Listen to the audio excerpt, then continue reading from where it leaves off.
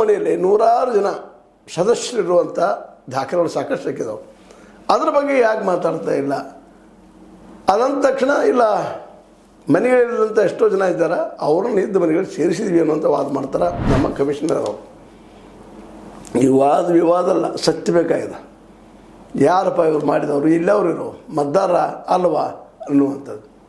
ಈ ಸಲ ಮಾತ್ರ ನಿಶ್ಚಿತವಾಗಿ BJP ಮತ್ತು ಅಲ್ಲೇ ವೆಸ್ಟ್ ಬೆಂಗಾಲ್ ಮಮತಾ ಬ್ಯಾನರ್ಜಿ ಅವ್ರ ಮಧ್ಯದಲ್ಲಿ ತುರುಸಿನ ಕಾಂಪಿಟೇಷನ್ ಇರೋದ್ರಿಂದಾಗೆ ಒಂದು ಹಂತದವರೆಗೆ ಇಲ್ಲೇನಾಗಿದ್ದಪ್ಪ ಅಂದರೆ SIR ಸ್ಪಷ್ಟವಾದ ತನಿಖೆಯನ್ನು ಮಾಡುವಂಥದ್ದು, ಕರೆಕ್ಟ್ ತನಿಖೆ ಮಾಡುವಂಥದ್ದು ಅನಿವಾರ್ಯ ಆಗಿದೆ.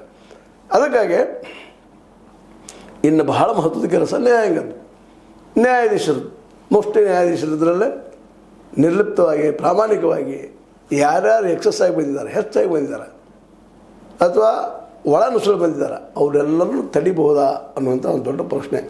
ಇದೊಂದು ರೀತಿಯಿಂದ BJP ಪರೀಕ್ಷೆ ಕಾಲ ಹೌದು, ಇಲೆಕ್ಷನ್ ಕಮಿಷನದ ಪರೀಕ್ಷಾ ಕಾಲವೂ ಹೌದು, ಅದೇ ಕಾಲಕ್ಕೆ ವಿರೋಧ ಪಕ್ಷಗಳ ಪರೀಕ್ಷಾ ಕಾಲವೂ ಹೌದು. ಯಾಕಂದ್ರೆ ಈಗ ಇನ್ನು ಮೇಲೆ ನಡೀತಿರುವಂಥ ಪ್ರತಿಯೊಂದು ಸರ್ವೆ, ಅದರಲ್ಲೂ SIR ಏನಿದ್ರು ಯಾವುದೇ ರಾಜ್ಯದಲ್ಲಿದ್ದರೂ ಅಲ್ಲಿಯ ಏನಪ್ಪ ನ್ಯಾಯಾಂಗದ ಪ್ರತಿನಿಧಿಗಳು ಅಂದರೆ ಜಿಲ್ಲಾ ಮಟ್ಟದ ನ್ಯಾಯಾಧೀಶರು ಈ ಒಂದು ಸರ್ವೆಯಲ್ಲೇ ಬರುವಂಥ ಅನಿವಾರ್ಯತೆ ಪ್ರಬೋಧನ ಮುಂದಿಂದಲೇ. ಯಾಕಂದ್ರೆ ಇದು ಭಾಳಷ್ಟು ಗುದ್ದಾಡಿದರು, ಪ್ರಯತ್ನ ಮಾಡಿದರು ಪಶ್ಚಿಮ ಬಂಗಾಳದ CM ಮುಖ್ಯಮಂತ್ರಿ ಮಮತಾ ಬ್ಯಾನರ್ಜಿಯವರು, ಜೊತೆಗೆ ನಮ್ಮ ಕಾಂಗ್ರೆಸ್ಸಿನ ರಾಹುಲ್ ಗಾಂಧಿ ಅವರಂತೆ ಪೂರ್ತಿಯಾಗಿ ಈ ವಿಷಯವನ್ನು ತೆಗೆದುಕೊಂಡು ಫಾಲೋಅಪ್ ಮಾಡ್ತಾ ಇದ್ದಾರೆ.